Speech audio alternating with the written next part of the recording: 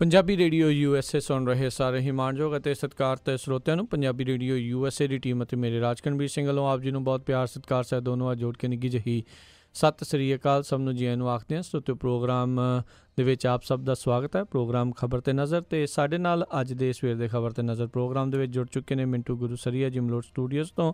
ਮਿੰਟੂ ਜੀ ਨਿੱਘੀ ਜੀ ਆਇਆਂ ਨੂੰ ਪਿਆਰ ਭਰੀ ਸਤਿ ਸ੍ਰੀ ਅਕਾਲ ਜੀ। ਜੀ ਸ਼ੁਕਰੀਆ ਜੀ, ਸਾਰਿਆਂ ਨੂੰ ਸਤਿ ਸ੍ਰੀ ਅਕਾਲ ਜੀ। ਸਾਡੇ ਅੱਜ ਦੇ ਪ੍ਰੋਗਰਾਮ ਖਬਰ 'ਤੇ ਨਜ਼ਰ ਉਸ ਨੂੰ ਸਪਾਂਸਰ ਕਰਦੇ ਨੇ ਖਾਲਸਾ ਇੰਸ਼ੋਰੈਂਸ ਏਜੰਸੀ ਵਾਲੇ, ਜਿਨ੍ਹਾਂ ਦੇ ਕੋਲੋਂ ਤੁਸੀਂ ਹਰ ਇੱਕ ਤਰੀਕੇ ਦੀ ਇੰਸ਼ੋਰੈਂਸ ਕਰਵਾ ਸਕਦੇ ਹੋ।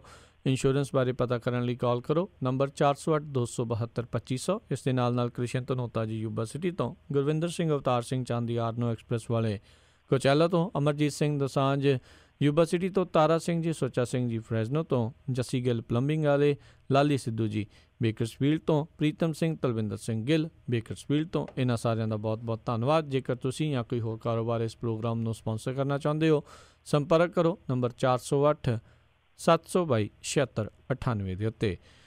ਮਿੰਟੂ ਜੀ, ਗੱਲਬਾਤ ਦਾ ਸਿਲਸਿਲਾ ਸ਼ੁਰੂ ਕਰਦੇ ਹਾਂ। ਸ਼ੀਲਾ ਦੀਕਸ਼ਿਤ ਦੇ ਮੁੰਡੇ ਵੱਲੋਂ ਫੌਜੀ ਮੁਖੀ ਨੂੰ ਗਲੀ ਦਾ ਗੁੰਡਾ ਕਹਿਣ ਦੇ ਉੱਤੇ ਸਿਆਸੀ ਬਵਾਲ। ਇਹ ਸ਼ੀਲਾ ਦੀਕਸ਼ਿਤ ਦਾ ਮੁੰਡਾ ਕਿ ਇਹ ਉਹ ਹਾਥੀ ਹੈ ਜਿਹਦੇ ਸਿਰ ਤੇ ਕੁੰਡਾ ਨਹੀਂ ਹੁੰਦਾ ਤੇ ਲੁੰਡਾ ਫਿਰਦਾ ਜੀ। ਕਿਉਂਕਿ ਇਹ ਜਦੋਂ ਵੀ ਗੱਲ ਕਰਦਾ ਅਣਹੋਣੀ ਕਰਦਾ। ਵੈਸੇ ਕਹਿੰਦੇ ਹੁੰਦੇ ਕਿ ਦੁਸ਼ਮਣ ਬਾਤ ਕਰੇ ਅਣਹੋਣੀ, ਪਰ ਇਹ ਕਾਂਗਰਸ ਦੇ ਵਿੱਚ ਬੈਠਾ, ਉਹਨਾਂ ਦੀ ਸੱਜਣਤਾਈ ਦੇ ਵਿੱਚ ਬੈਠਾ ਹੀ ਬਹੁਤ ਕੁਛ ਹੈ ਜਿਹੜਾ ਉਹ ਇਹੋ ਜਿਹਾ ਕਰ ਦਿੰਦਾ ਕਿ ਕਾਂਗਰਸ ਨੂੰ ਲੋੜ ਹੀ ਨਹੀਂ ਦੁਸ਼ਮਣ ਬਣਾਉਣ ਦੀ। ਉਹਨਾਂ ਦੇ ਸੱਜਣ ਜਿਵੇਂ ਆ ਵਿੱਚ ਬੈਠੇ ਸੱਜਣ ਹੀ ਬਥੇਰੇ ਆ, ਉਹਨਾਂ ਦੇ ਵਿੱਚੋਂ ਇਹ ਇੱਕ ਸੁਲੱਖਣ ਆ। ਇਹ ਪਿਛਲੇ ਦਿਨੀ ਜਦੋਂ MCD ਚੋਣਾਂ ਹੋਈਆਂ ਸੀ ਤੇ ਅੱਧਾ ਲਗਭਗ ਭਾਜਪਾ ਵਾਲਾ ਬਣ ਚੁੱਕਾ ਸੀ, ਅੱਧਾ ਰੰਗ ਇਹਨੂੰ ਭਗਵਾ ਚੜ ਗਿਆ ਸੀ, ਪਰ ਬਾਅਦ ਦੇ ਵਿੱਚ ਆਪਣੀ ਮਾਤਾ ਦੇ ਮੂੰਹ ਨੂੰ ਸ਼ਾਇਦ ਉਹ ਥੋੜਾ ਜਿਹਾ ਪਿੱਛੇ ਗੇਰ ਪਾ ਗਿਆ, ਨਹੀਂ ਤੇ ਚੱਲਿਆ ਸੀ ਗਾਂਹ ਦੀ ਗਾਂਹ। ਪਰ ਹੁਣ ਇਹ ਜ਼ਿਆਦਾ ਹੀ ਸ਼ੁੱਧ ਤਸਲ ਚ ਆ ਗਿਆ। ਅੱਜ ਇਹਨੇ ਜਿਹੜੀ ਗੱਲ ਕਹੀ ਆ ਉਹਦੇ ਤੇ ਰੱਜ ਕੇ ਸਿਆਪਾ ਪੈਣ ਡਿਆ। ਇਹਨੇ ਅਸਲ ਦੇ ਵਿੱਚ ਕਿਉਂਕਿ ਸਾਡਾ ਇੱਥੋਂ ਦਾ ਜਿਹੜਾ ਫੌਜੀ ਢਾਂਚਾ ਉਹ ਵੀ ਤੁਹਾਨੂੰ ਪਤਾ ਸਿਆਸੀ ਮਾਰਾਂ ਦੇ ਹੇਠ ਆਇਆ। ਜਿਹੜਾ ਫੌਜੀ ਜਨਰਲ ਆਇਆ, ਫੌਜੀ ਜਨਰਲ ਵੀ ਵਾਹਵਾ ਬਿਆਨ ਦਿੰਦਾ ਪਿਆ, ਇਸ ਤਰ੍ਹਾਂ ਬਿਆਨ ਦਿੰਦਾ ਪਿਆ ਜਿਵੇਂ ਮੋਦੀ ਸਾਹਿਬ ਵਿਦੇਸ਼ ਦੇ ਵਿੱਚ ਗਏ ਹੋਣ ਤੇ ਉਹਨਾਂ ਦੀ ਗੈਰ ਹਾਜ਼ਰੀ ਵਿੱਚ ਉਹਨਾਂ ਦੀ ਥਾਂ ਪੂਰੀ ਕਰਦਾ ਹੋਵੇ। ਰੋਜ਼ਾਨਾ ਹੀ ਬਿਆਨ ਡਰਟੀ ਜੰਗ ਹੈ ਜੀ, ਡਰਟੀ ਤਰੀਕੇ ਨਾਲ ਲੜਾਂਗੇ, ਮੈਂ ਆਪਦੇ ਬੰਦੇ ਥੋੜ੍ਹੀ ਮਰਵਾਉਣੇ। ਠੀਕ ਆ, ਚਲੋ ਤੁਸੀਂ ਜੋ ਵੀ ਤੁਹਾਨੂੰ ਲਲਕਾਰ ਮਿਲਦੀ ਹੈ ਉਸ ਲਲਕਾਰ ਦਾ ਪ੍ਰਤੀਕਾਰ ਕਰਨਾ, ਪਰ ਰੋਜ਼ ਰੋਜ਼ ਇਸ ਤਰ੍ਹਾਂ ਦੇ ਬਿਆਨ ਮੀਡੀਆ 'ਚ ਦੇਣੇ। ਇੱਥੋਂ ਤੱਕ ਮੀਡੀਆ ਦਾ ਤਾਂ ਭੁੱਸ ਪਿਆ ਵਾ ਕਿ ਜਿਹੜੇ ਬੰਦੇ ਨੇ ਜੀਪ ਦੇ ਅੱਗੇ ਉਹ ਬੰਦਾ ਭਾਇਆ ਸੀਗਾ, ਨੌਜਵਾਨ ਹਿਊਮਨ ਸ਼ੀਲਡ ਬਣਾ ਕੇ, ਉਸ ਮੇਜਰ ਦੀ ਵੀ ਇਹਨਾਂ ਨੇ ਪ੍ਰੈਸ ਕਾਨਫਰੰਸ ਕਰਾ ਦਿੱਤੀ ਸੀ। ਖੈਰ ਵਾਦ ਅਪਵਾਦ ਉਹ ਵੱਖਰੇ ਆ, ਪਰ ਇਸ ਮੁੱਦੇ ਤੇ ਕਿਉਂਕਿ ਜਨਰਲ ਹੈ ਜਿਹੜਾ ਫੌਜ ਮੁਖੀ ਹੈ ਜਿਹੜਾ ਉਹ ਵਾਰ-ਵਾਰ ਇਸ ਤਰ੍ਹਾਂ ਦੇ ਬਿਆਨ ਦੇ ਰਿਹਾ, ਉਹਨਾਂ ਬਿਆਨਾਂ ਨੂੰ ਕੋਟ ਕਰਕੇ ਸੰਦੀਪ ਦੀਕਸ਼ਿਤ ਨੇ ਜਿਹੜੀ ਗੱਲ ਕਹੀ ਆ ਉਹ ਕੁਛ ਇਸ ਤਰ੍ਹਾਂ ਆ। ਉਹ ਕਹਿੰਦਾ ਕਿ ਪਾਕਿਸਤਾਨੀ ਥਲ ਸੈਨਾ ਹੈ ਜਿਹੜੀ ਪਾਕਿਸਤਾਨੀ ਜਿਹੜੀ ਜ਼ਮੀਨੀ ਫੌਜ ਆ ਉਹ ਉਹਦੇ ਵਾਂਗੂ ਸਾਡੀ ਜਿਹੜੀ ਫੌਜ ਆ ਉਹ ਮਾਫੀਆ ਫੌਜ ਨਹੀਂ ਗੀ। ਜਿਹੜੀ ਫੌਜ ਆ ਉਹ ਮਾਫੀਆ ਨਹੀਂ ਹੈ ਇੱਕ ਤਰ੍ਹਾਂ ਦੀ। ਉਹ ਤੇ ਕਹਿੰਦਾ ਕਿ ਸੜਕੀ ਗੁੰਡਿਆਂ ਦੀ ਤਰ੍ਹਾਂ ਬਿਆਨਬਾਜ਼ੀ ਕਰਦੇ ਆ, ਤੇ ਜਦ ਕਿ ਸਾਡਾ ਜਿਹੜਾ ਇੱਥੋਂ ਦਾ ਫੌਜ ਮੁਖੀ ਆ ਉਹ ਵੀ ਕਦੇ ਕਦੇ ਕਹਿੰਦਾ ਕਿ ਸੜਕੀ ਗੁੰਡਿਆਂ ਦੀ ਤਰ੍ਹਾਂ ਬਿਆਨ ਦਿੰਦਾ। ਇਸ ਬਿਆਨ ਨੂੰ ਲੈ ਕੇ ਕਾਫੀ ਗੱਲ ਵੱਧ ਗਈ, ਕਿਉਂਕਿ ਤੁਲਨਾ ਕੁਛ ਦਿਨ ਪਹਿਲਾਂ ਇੱਕ ਲੇਖਕ ਨੇ ਫੌਜ ਮੁਖੀ ਦੀ ਦਾਇਰ ਦੇ ਨਾਲ ਵੀ ਕਰ ਦਿੱਤੀ ਸੀ। ਉਹਦਾ ਹਾਲੇ ਸੇਕ ਮੱਠਾ ਨਹੀਂ ਸੀ ਪਿਆ ਕਿ ਇਹਨੇ ਬਲਦੀ 'ਚ ਤੇਲ ਪਾ ਘੱਤਿਆ। ਉਸ ਤੋਂ ਬਾਅਦ ਇਹ ਹੋਇਆ ਕਿ ਜਿਹੜਾ ਇਹਨਾਂ ਦਾ ਇਸ ਸਮੇਂ ਕਮਾਂਡਰ ਹੈ ਕਾਂਗਰਸੀਆਂ ਦਾ, ਉਹ ਪਿੱਛੇ ਹਟ ਗਿਆ। ਉਹਨੇ ਠੋਕ ਕੇ ਸਿੱਧਾ ਕਹਿਤਾ ਕਿ ਕਿਸੇ ਵੀ ਸਿਆਸਤਦਾਨ ਨੂੰ, ਹਾਲਾਂਕਿ ਉਹਨੇ ਇਹਦਾ ਨਾਂ ਨਹੀਂ ਲਿਆ ਸੰਦੀਪ ਦੀਕਸ਼ਿਤ ਦਾ, ਪਰ ਉਹਨੇ ਕਹਿ ਦਿੱਤਾ ਕਿ ਕਿਸੇ ਵੀ ਸਿਆਸਤਦਾਨ ਨੂੰ ਇਸ ਤਰ੍ਹਾਂ ਨਿੱਜੀ ਤੌਰ ਤੇ ਫੌਜ ਪ੍ਰਤੀ ਬਿਆਨਬਾਜ਼ੀ ਨਹੀਂ ਕਰਨੀ ਚਾਹੀਦੀ। ਇਹਦਾ ਮਤਲਬ ਹੈ ਕਿ ਉਹ ਪਿੱਛੇ ਹਟ ਗਿਆ ਸੰਦੀਪ ਦੀਕਸ਼ਿਤ ਦੇ ਬਿਆਨ ਤੋਂ। ਕਾਂਗਰਸ ਦੇ ਕਿਸੇ ਵੀ ਬੁਲਾਰੇ ਨੇ ਆ ਕੇ ਉਹਨੂੰ ਡਿਫੈਂਡ ਨਹੀਂ ਕੀਤਾ। ਹਾਰ ਕੇ ਫਿਰ ਉਹਨੂੰ ਆਪਣਾ ਬਿਆਨ ਵਾਪਸ ਲੈਣਾ ਪਿਆ, ਮਾਫੀ ਵੀ ਮੰਗਣੀ ਪਈ, ਪਰ ਉਦੋਂ ਤੱਕ ਸਿਰ 'ਚ ਖੇਪ ਪੈ ਚੁੱਕੀ ਸੀਗੀ। ਅਸਲ ਦੇ ਵਿੱਚ ਕੁਛ ਕਾਂਗਰਸੀ ਹੀ ਇਹ ਦੋਸ਼ ਲਾਉਂਦੇ ਰਹੇ ਕਿ ਸੰਦੀਪ ਦੀਕਸ਼ਿਤ ਹੈ ਜਿਹੜਾ, ਹਾਲਾਂਕਿ ਉਹ ਸਾਬਕਾ ਮੈਂਬਰ ਪਾਰਲੀਮੈਂਟ ਆ, ਕਾਂਗਰਸ ਦੇ ਚੋਟੀ ਦੇ ਤਰਜਮਾਨਾਂ ਚ ਕਿਹਾ, ਪਰ ਉਹ ਕਹਿੰਦੇ ਕਿ ਅੰਦਰ ਖਾਤੇ ਇਹ ਦਿਲੋਂ, ਜਿਵੇਂ ਕਹਿੰਦੇ ਨਾ ਫਿਰ ਵੀ ਦਿਲ ਹੈ ਹਿੰਦੁਸਤਾਨੀ, ਉਹ ਕਹਿੰਦੇ ਕਿ ਦਿਲ ਇਹਦਾ ਹੈ ਜਿਹੜਾ ਉਹ ਭਾਰਤੀ ਜਨਤਾ ਪਾਰਟੀ ਵਾਲਿਆਂ ਦਾ ਹੋ ਚੁੱਕਾ, ਬਸ ਤਾਂ ਨਹੀਂ ਹੈ ਜਿਹੜਾ ਉਹ ਕਾਂਗਰਸ ਦਾ। ਹੁਣ ਕੁਛ ਲੋਕ ਇਹ ਵੀ ਚਰਚਾ ਕਰਦੇ ਪਏ ਆ ਕਿ ਹੋ ਸਕਦਾ ਕਿਉਂਕਿ ਇਹਨਾਂ ਦਿਨਾਂ 'ਚ ਇਹਨਾਂ ਦਾ ਜਿਹੜਾ ਰਾਹੁਲ ਗਾਂਧੀ ਆ ਉਹ ਵਾਹਵਾ ਫਰੇਮ 'ਚ ਆਇਆ, ਉਹਨੂੰ ਪਿੱਛੇ ਧੱਕਣ ਲਈ ਕੁਛ ਇਹੋ ਜਿਹਾ ਬਿਆਨ ਕਿਸੇ ਬੰਦੇ ਨੇ ਦਵਾਤਾ ਹੋਵੇ ਜਾਂ ਕਿਸੇ ਦੇ ਕਹਿਣ ਤੇ ਦੇਤਾ ਹੋਵੇ। ਦੂਜੇ ਪਾਸੇ ਲੋਕ ਇਹ ਵੀ ਕਹਿਣ ਡਏ ਆ ਕਿ ਜਿਵੇਂ ਆਉਂਦੇ ਹੁੰਦੇ ਨਾ ਪੰਜਾਬੀ 'ਚ ਮੁਹਾਵਰਾ ਕਿ ਨਾਗਾ ਮਾਰੇ ਚਾਂਗਾ ਬੇੜੀ ਡੁੱਬਣ ਲਈ, ਉਹ ਕਹਿੰਦੇ ਕਿ ਇਹਨਾਂ ਦੇ ਕੋਲ ਵਾਧੂ ਨਾਗੇ ਆ ਜਿਹੜੇ ਚਾਂਗਾ ਮਾਰਦੇ ਆ ਬੇੜੀ ਡੁੱਬਣ ਲਈ। ਇਹਨਾਂ ਦੇ ਕੋਲ ਐਸੇ ਬੰਦੇ ਪਏ ਆ ਜਿਹੜੇ 2 ਕਦਮ ਕਾਂਗਰਸ ਅੱਗੇ ਗਈ ਤੋਂ 20 ਕਦਮ ਉਹਨੂੰ ਪਿੱਛੇ ਖਿੱਚ ਲੈਂਦੇ ਆ। ਅੱਜ ਇੱਕ ਹੋਰ ਨਿਕਲ ਆਇਆ, ਮੱਧ ਪ੍ਰਦੇਸ਼ ਦੇ ਸਤਨਾ ਜ਼ਿਲ੍ਹੇ ਦਾ ਜਿਹੜਾ ਕਾਂਗਰਸੀ ਪ੍ਰਧਾਨ ਹੈ ਦਲੀਪ ਮਿਸ਼ਰਾ, ਉਹਨੇ ਕਹਿ ਦਿੱਤਾ ਜੀ, ਕਹਿੰਦਾ ਜੀ ਕਿ ਹੁਣ ਸਮਾਂ ਆ ਗਿਆ, ਕਹਿੰਦਾ ਜਦੋਂ ਕਿਸਾਨ ਰਾਹੁਲ ਭਈਆ ਜੀ ਦੀ ਕਹਿੰਦਾ ਅਗਵਾਈ ਹੇਠ ਸਰਕਾਰ ਨੂੰ ਗੋਲੀਆਂ ਮਾਰਿਆ ਕਰਨਗੇ, ਉਹ ਕਿਸਾਨਾਂ ਤੋਂ ਗੋਲੀਆਂ ਮਰਵਾਉਣ ਤੁਰ ਪਿਆ। ਤੋ ਇਹ ਜਿਹੜੇ ਕਾਂਗਰਸ ਦੀ ਲੀਡਰਸ਼ਿਪ ਹੈ, ਇਹਨਾਂ ਨੂੰ ਵੇਖਣਾ ਪਵੇਗਾ ਕਿ ਇਹੋ ਜਿਹੇ ਜਿਹੜੇ ਮੂੰਹ ਫਾਟੇ ਆ, ਜਿਹੜੇ ਇਹਨਾਂ ਦੇ ਬੇੜੇ ਤੇ ਪੱਥਰ ਬਣੀ ਜਾਂਦੇ ਆ, ਇਹਨਾਂ ਨੂੰ ਥੋੜਾ ਜਿਹਾ ਉਹ ਨੱਥ ਪਾ ਕੇ ਰੱਖਣ। ਜਦੋਂ ਵੀ ਬੋਲਦੇ ਆ ਐਸਾ ਬੋਲਦੇ ਆ ਕਿ ਕਾਂਗਰਸ ਜਿਹੜਾ ਮਾੜਾ ਮੋਟਾ ਆਪਣੇ ਆਪ ਨੂੰ ਮੁਰੰਮਤ ਕਰਕੇ ਅੱਗੇ ਤੋਰਦੀ ਆ, ਉਸ ਕੀਤੇ ਕਿਰਾਏ ਤੇ ਉਹ ਪਾਣੀ ਫੇਰ ਦਿੰਦੇ ਆ। ਦੂਜੇ ਪਾਸੇ ਸਾਡੇ ਫੌਜ ਮੁਖੀ ਨੂੰ ਵੀ, ਹਾਲਾਂਕਿ ਦੇਖੋ ਇਹ ਲੋਕਤੰਤਰ ਦੀ ਖੂਬਸੂਰਤੀ ਆ, ਇੱਥੇ ਫੌਜ ਦੀ ਵੀ ਆਲੋਚਨਾ ਹੁੰਦੀ ਹੈ, ਇੱਥੇ ਅਦਾਲਤੀ ਫੈਸਲਿਆਂ ਦੀ ਵੀ ਆਲੋਚਨਾ ਹੁੰਦੀ ਹੈ, ਇੱਥੇ ਸਿਆਸਤਦਾਨਾਂ ਦੀ ਵੀ ਆਲੋਚਨਾ ਹੁੰਦੀ ਹੈ, ਸਾਰਿਆਂ ਦੀ ਆਲੋਚਨਾ ਹੁੰਦੀ ਹੈ, ਖੂਬਸੂਰਤੀ ਹੈ। ਪਰ ਆਲੋਚਨਾ ਦੀ ਕੋਈ ਹੱਦ ਹੋਣੀ ਚਾਹੀਦੀ, ਕੋਈ ਮਰਿਆਦਾ ਹੋਣੀ ਚਾਹੀਦੀ ਹੈ, ਕੋਈ ਨਾ ਕੋਈ ਉਹ ਵਲਗਣ ਹੋਣੀ ਚਾਹੀਦੀ ਹੈ ਜਿਹੜੀ ਇਸ ਤਰ੍ਹਾਂ ਦੀ ਬੇਮਹਾਰ ਆਲੋਚਨਾ ਹੈ, ਉਹਦੇ ਤੋਂ ਵੀ ਬਚਣਾ ਚਾਹੀਦਾ। ਪਰ ਸਭ ਤੋਂ ਵੱਡੀ ਗੱਲ ਆ ਕਿ ਜਿਹੜਾ ਸਾਡਾ ਫੌਜ ਮੁਖੀ ਹੈ, ਉਹਨੂੰ ਵੀ ਸਿਆਸੀ ਸਾਏ ਦੇ ਥੱਲਿਓਂ ਨਿਕਲ ਕੇ ਥੋੜੀ ਜਿਹੀ ਆਜ਼ਾਦ ਹਸਤੀ ਦਿਖਾਉਣੀ ਚਾਹੀਦੀ ਹੈ। ਇਸ ਤਰ੍ਹਾਂ ਲੱਗਦਾ ਜਿਸ ਤਰ੍ਹਾਂ ਉਹ ਕਿਸੇ ਸਰਕਾਰੀ ਤਰਜਮਾਨ ਦੇ ਤੌਰ ਤੇ ਕੰਮ ਕਰਦਾ ਹੋਵੇ, ਕਿਸੇ ਸਰਕਾਰ ਦੇ ਤਰਜਮਾਨ ਦੇ ਤੌਰ ਤੇ ਕੰਮ ਕਰਦਾ ਹੋਵੇ। ਫੌਜ ਇੱਕ ਸੰਸਥਾ ਹੈ, ਉਹਦਾ ਪ੍ਰਭਾਵ ਜਾਣਾ ਚਾਹੀਦਾ ਹੈ ਕਿ ਉਸ ਸੰਸਥਾ ਤੇ ਰਾਜਨੀਤੀ ਦਾ ਕੋਈ ਪ੍ਰਭਾਵ ਨਹੀਂ।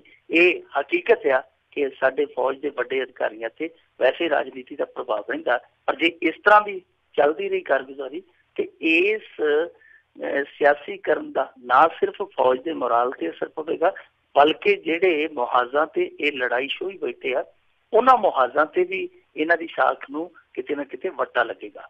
ਜੀ ਜੀ ਜੀ। ਤੇ ਮਿੰਟੂ ਜੀ, ਅਗਲੀ ਗੱਲ ਕਰੀਏ ਵੀ ਆਖਰ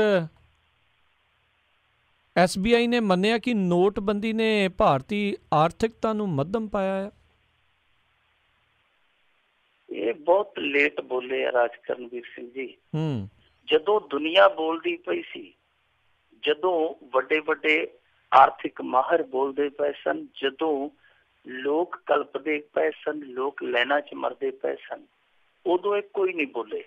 ਹੁਣ SBI ਵਾਲੇ ਵੀ ਬੋਲੇ, ਵੈਸੇ ਫਰਵਰੀ 'ਚ ਹੀ ਬੋਲ ਪਏ ਸਨ ਜਦੋਂ ਇਹਨਾਂ ਨੇ GDP ਦੀ ਭਵਿੱਖਬਾਣੀ ਕੀਤੀ ਸੀ ਕਿ ਜਿਹੜੀ GDP ਆ ਉਹ ਐਤਕੀ ਘਟੇਗੀ ਨੋਟਬੰਦੀ ਕਰਕੇ। ਸਭ ਤੋਂ ਪਹਿਲਾਂ SBI ਨੇ ਉਹ ਕਿਆਫਾ ਲਾਇਆ ਸੀ, ਉਦੋਂ ਬੋਲੇ ਆ। ਪਰ ਨੋਟਬੰਦੀ ਪ੍ਰਤੀ ਜਿਹੜੀ ਇਹਨਾਂ ਦੀ ਜ਼ੁਬਾਨ ਸੀ ਉਹ ਹੁਣ ਆ ਕੇ ਖੁੱਲੀ ਆ।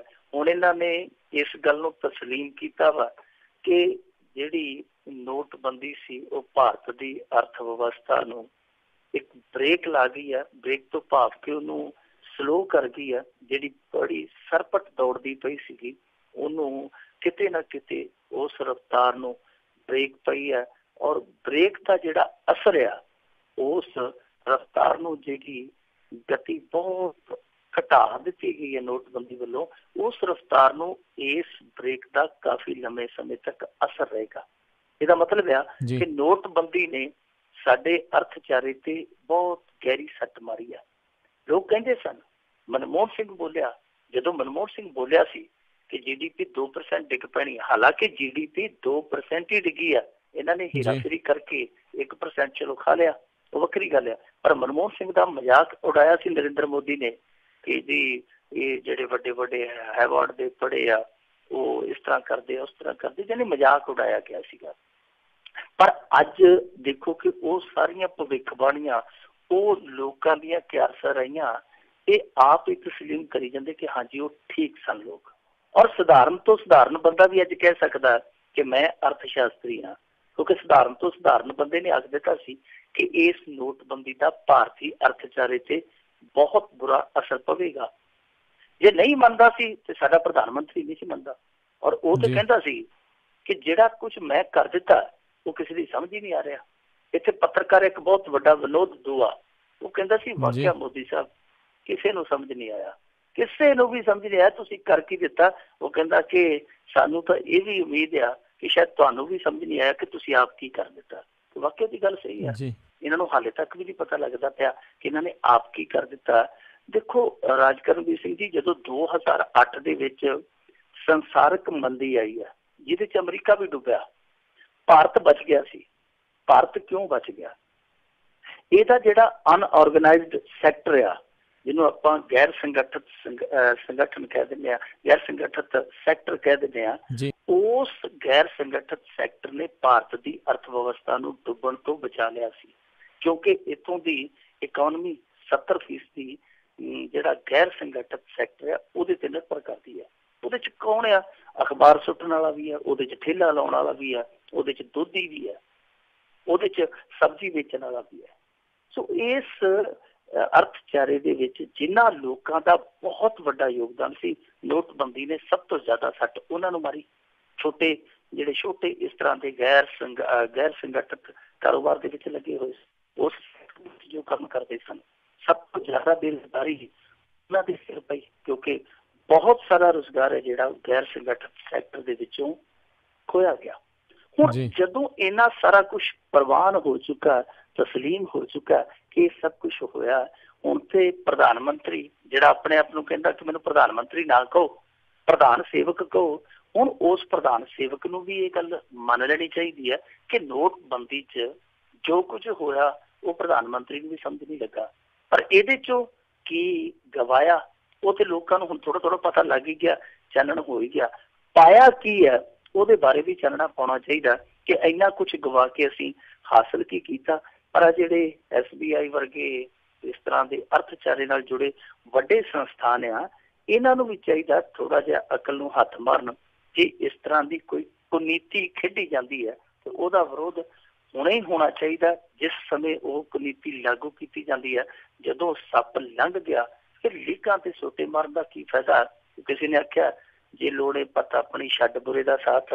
ਜੇ ਇਹੋ ਜਿਹੇ ਸੰਸਥਾਨਾਂ ਨੂੰ ਆਪਣੀ ਪੱਤ ਲੋੜੀਦੀ ਹੈ ਤੇ ਫਿਰ ਮੌਕੇ ਤੇ ਮੌਕੇ ਇਹਨਾਂ ਨੂੰ ਜ਼ੁਬਾਨ ਖੋਲ੍ਹਣੀ ਪਵੇਗੀ। ਜੀ ਬਿਲਕੁਲ ਮਿੰਟੂ ਜੀ। ਆਪਾਂ ਅਗਲੀ ਗੱਲਬਾਤ ਜੀ ਉਸਦੇ ਵੱਲ ਗੱਲ ਕਰੀਏ ਵੀ ਮੋਦੀ ਸਰਕਾਰ ਦੇ ਕਾਨੂੰਨ ਨੇ ਪੰਜਾਬ ਦੇ ਕੁਝ ਹੋਰ ਉਦਯੋਗਾਂ ਦੇ ਵੀ ਸਾਹ ਸੁਕਾ ਦਿੱਤੇ ਆ। ਦੇਖੋ ਰਾਜ ਕਰਨਵੀਰ ਸਿੰਘ ਜੀ, ਜਿਹੜਾ ਸਭ ਤੋਂ ਵੱਡਾ ਅਸਰ ਪੈਣਾ ਇਸ ਸਮੇਂ ਪੰਜਾਬ ਦੇ ਵਿੱਚ ਉਹ ਡੇਅਰੀ ਉਦਯੋਗ ਦਾ, ਤੇ ਡੇਅਰੀ ਉਦਯੋਗ ਤੇ ਲੰਮੀ ਚੌੜੀ ਚਰਚਾ ਹੋ ਚੁੱਕੀ ਹੈ। ਸਾਡਾ ਮੀਡੀਆ ਵੀ ਕਰ ਚੁੱਕਾ, ਅਸੀਂ ਵੀ ਕਰ ਚੁੱਕੇ ਹਾਂ, ਸਾਡੀਆਂ ਸੱਥਾਂ ਤੇ ਸਾਡੀਆਂ ਹੱਟਾਂ ਤੇ ਵੀ ਇਹ ਚਰਚਾ ਹੈ ਕਿ ਇਸ ਤਰ੍ਹਾਂ ਦਾ ਜੇ ਕਾਨੂੰਨ ਆ ਗਿਆ ਤੇ ਫਿਰ ਤੇ ਬਹੁਤ ਔਖਾ ਹੋਣਾ।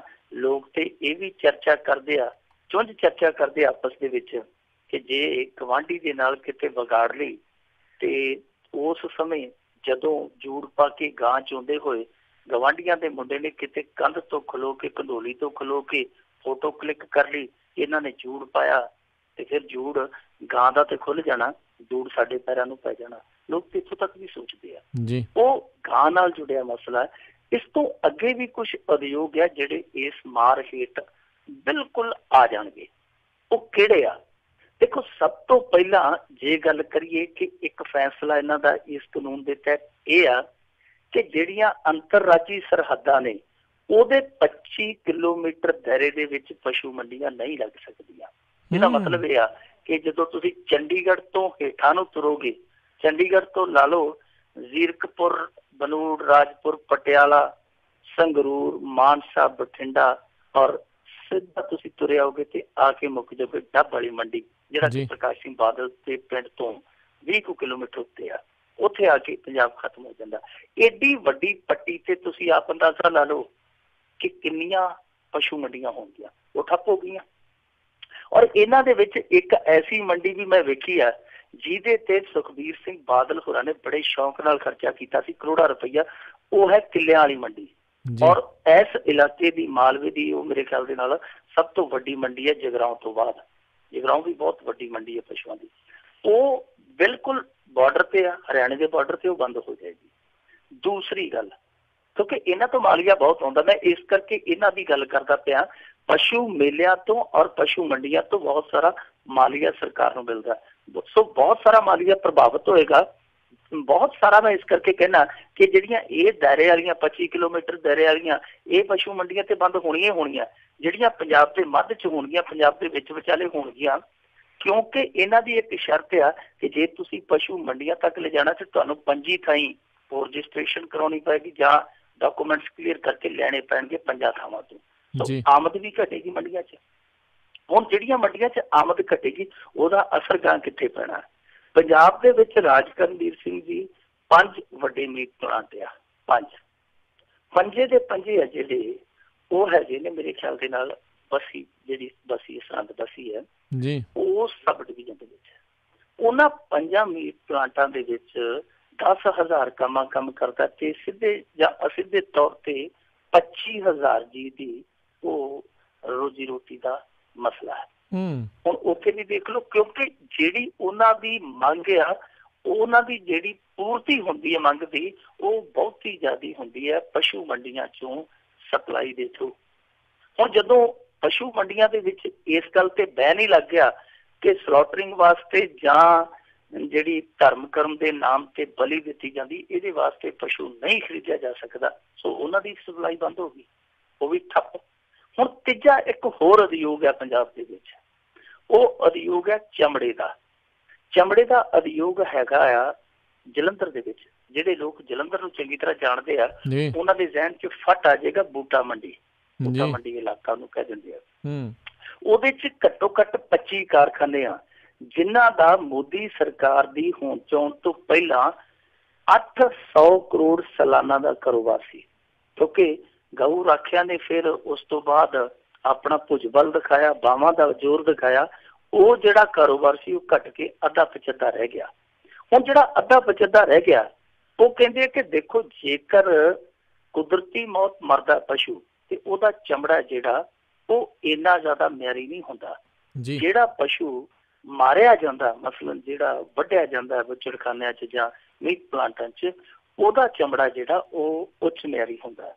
ਉਹ ਕਹਿੰਦੇ ਆ ਕਿ ਜਦੋਂ ਇਸ ਤਰ੍ਹਾਂ ਦੇ ਸਲੌਟਰ ਹਾਊਸ ਜਾਂ ਇਸ ਤਰ੍ਹਾਂ ਦੇ ਮੀਟ ਪਲਾਂਟ ਬੰਦ ਹੋ ਜਾਣਗੇ, ਸਾਡਾ ਜਿਹੜਾ ਚਮੜਾ ਉਦਯੋਗ ਹੈ ਬੁਰੀ ਤਰ੍ਹਾਂ ਠੱਪ ਹੋ ਜਾਏਗਾ, ਕਿਉਂਕਿ ਇੱਕ ਮੁਕਾਬਲਾ ਪਾਕਿਸਤਾਨ ਦੇ ਵਿੱਚ, ਬੰਗਲਾਦੇਸ਼ ਦੇ ਵਿੱਚ, ਸ੍ਰੀਲੰਕਾ ਦੇ ਵਿੱਚ, ਇਹਨਾਂ ਦੇਸ਼ਾਂ ਦੇ ਵਿੱਚ ਸਭ ਕੁਛ ਖੁੱਲ੍ਹਾ ਹੈ, ਉਹ ਦੇਸ਼ ਸਾਡੇ ਤੋਂ ਅੱਗੇ ਟੱਪ ਜਾਣਗੇ। ਸੋ ਤੁਸੀਂ ਆਪ ਅੰਦਾਜ਼ਾ ਲਾ ਲਓ ਕਿ ਇੱਕ ਕਾਨੂੰਨ ਨੇ ਕਿੰਨਾ ਕੁਛ ਪੁੱਠਾ ਗੇੜਾ ਦੇ ਦਿੱਤਾ ਹੈ। ਹੁਣ ਅੱਜ ਦੀ ਜਿਹੜੀ ਤਾਜ਼ਾ ਅਪਡੇਟ ਇਹ ਹੈ ਕਿ ਇਸ ਕਾਨੂੰਨ ਦੇ ਵਿਰੋਧ ਦੇ ਵਿੱਚ ਮੇਘਾਲਿਆ ਨੇ ਵੀ ਮਤਾ ਪਾ ਦਿੱਤਾ ਆਪਣੀ ਅਸੈਂਬਲੀ 'ਚ, ਕੇਰਲ ਪਹਿਲਾਂ ਪਾ ਚੁੱਕਾ, ਹੋ ਸਕਦਾ ਪੰਜਾਬ ਵੀ ਪਾ ਦੇਵੇ, ਕਿਉਂਕਿ ਆਮ ਆਦਮੀ ਪਾਰਟੀ ਇਸ ਮੁੱਦੇ ਨੂੰ ਚੁੱਕਦੀ ਪਈ ਆ ਕਿ ਇਸ ਕਾਨੂੰਨ ਦੇ ਵਿਰੋਧ ਦੇ ਵਿੱਚ ਅਸੀਂ ਅਸੈਂਬਲੀ 'ਚ ਮਤਾ ਲਿਆਉਣ ਦੀ ਪੂਰੀ ਕੋਸ਼ਿਸ਼ ਕਰਾਂਗੇ। ਮੇਰੇ ਖਿਆਲ ਦੇ ਨਾਲ ਆਉਣਾ ਚਾਹੀਦਾ, ਕਿਉਂਕਿ ਇਸ ਸਮੇਂ ਜੋ ਪੰਜਾਬ ਦੇ ਹਾਲਾਤ ਆ, ਪੰਜਾਬ ਦੇ ਹਾਲਾਤ ਤੇ ਪਹਿਲਾਂ ਹੀ ਆਰਥਿਕ ਤੌਰ ਤੇ ਬਹੁਤ ਮੰਦਹਾਲੇ ਆ, ਔਰ ਜੇ ਇਸ ਤਰ੍ਹਾਂ ਦਾ ਫੈਸਲਾ ਲਾਗੂ ਹੋ ਗਿਆ ਫਿਰ ਇਹ ਤੇ ਡੁੱਬਦੇ ਦੇ ਸਿਰ ਦੇ ਵਿੱਚ ਘੜਿਆਂ ਨਾਲ ਪਾਣੀ ਪਾਉਣ ਵਾਲੀ ਗੱਲ ਆ। ਸੋ ਇਸ ਕਾਨੂੰਨ ਦਾ ਪੰਜਾਬ ਤੇ ਲਾਗੂ ਹੋਣ ਦਾ ਮਤਲਬ ਇਹ ਆ ਕਿ ਮੋਏ ਨੂੰ ਮਾਰੇ ਸ਼ਾਮਦਾਰ, ਜਿਹੜਾ ਪੰਜਾਬ ਪਹਿਲਾਂ ਹੀ ਮਾੜੀ ਆਰਥਿਕ ਹਾਲਾਤ ਦੇ ਨਾਲ ਦੋ ਚਾਰ ਹੋ ਰਿਹਾ, ਉਹਦੇ ਲਈ ਹੋਰ ਜਿਹੜੀਆਂ ਮੁਸੀਬਤਾਂ ਵੱਧ ਜਾਂਦੀਆਂ। ਜੀ ਅਗਲੀ ਮਿੰਟੂ ਜੀ ਆਪਾਂ ਗੱਲ ਕਰੀਏ ਵੀ ਇੰਸਪੈਕਟਰ ਦੇ ਘਰੋਂ ਨਸ਼ੀਲੇ ਪਦਾਰਥਾਂ ਅਤੇ ਹਥਿਆਰਾਂ ਦਾ ਜ਼ਖੀਰਾ ਬਰਾਮਦ ਹੋਇਆ ਹੈ। ਇਹ ਇੰਸਪੈਕਟਰ ਜਿਹੜਾ ਬਣਿਆ, ਇਹਦੀ ਥੋੜੀ ਜਿਹੀ ਤੁਹਾਨੂੰ ਨਾ ਮੈਂ ਕਹਾਣੀ ਦੱਸ ਦਿੰਦਾ, ਪਿਛੋਕੜੇ ਬਣਿਆ ਕਿਵੇਂ ਸੀ। ਵੈਸੇ ਪੰਜਾਬ ਦੇ ਵਿੱਚ ਅੱਜ ਇੱਕੋ ਹੀ ਖਬਰ ਹੈ ਵੱਡੀ, ਸਭ ਤੋਂ ਵੱਡੀ ਖਬਰ ਇਹ ਹੋਈ ਆ। ਇਹ ਇੰਸਪੈਕਟਰ ਮਾਝੇ ਦੇ ਇੱਕ ਪਿੰਡ ਦਾ ਸੀਗਾ, ਪਰ ਇਹ ਇੰਸਪੈਕਟਰ ਨਹੀਂ ਸੀ। ਇਹਨੂੰ ਕੈਟ ਕੋਟੇ 'ਚ ਭਰਤੀ ਕੀਤਾ ਗਿਆ ਸੀ, ਜਿਵੇਂ ਕੈਟ ਕੀਤੇ ਸੀ ਬਹੁਤ ਸਾਰੇ ਕੈਟ, ਉਵੇਂ ਇਸ ਬੰਦੇ ਨੂੰ ਭਰਤੀ ਕੀਤਾ ਗਿਆ ਸੀ। ਜਿਵੇਂ ਤੁਹਾਨੂੰ ਯਾਦ ਹੋਣਾ ਪਿੰਕੀ ਨੂੰ ਭਰਤੀ ਕੀਤਾ ਗਿਆ ਸੀ। ਪਿੰਕੀ ਅਫਸਰ ਬਹੁਤ ਮਸ਼ਹੂਰ ਹੈ, ਹਰੇਕ ਪੰਜਾਬੀ ਉਹਨੂੰ ਜਾਣਦਾ, ਗੁਰਮੀਤ ਪਿੰਕੀ ਨੂੰ। ਉਸੇ ਤਰ੍ਹਾਂ ਤੇ ਇਹਨੂੰ SPO ਭਰਤੀ ਕੀਤਾ ਗਿਆ ਸੀ, ਜਿਵੇਂ ਆਪਾਂ ਹੋਮਗਾਰਡ ਕਹਿ ਦਿੰਦੇ ਹਾਂ, ਉਹਦਾ SPO ਜਵਾਨ ਦੇ ਤੌਰ ਤੇ ਨੂੰ ਭਰਤੀ ਕੀਤਾ ਗਿਆ ਸੀ। SPO ਤੋਂ ਬਾਅਦ ਨਾ ਇਹਨੇ ਹੌਲਦਾਰ ਦਾ ਕੋਰਸ ਕੀਤਾ, ਨਾ ASI ਦਾ, ਨਾ ਸਬ ਇੰਸਪੈਕਟਰ ਦਾ, ਸਿੱਧਾ ਇੰਸਪੈਕਟਰ ਬਣਾਇਆ ਗਿਆ।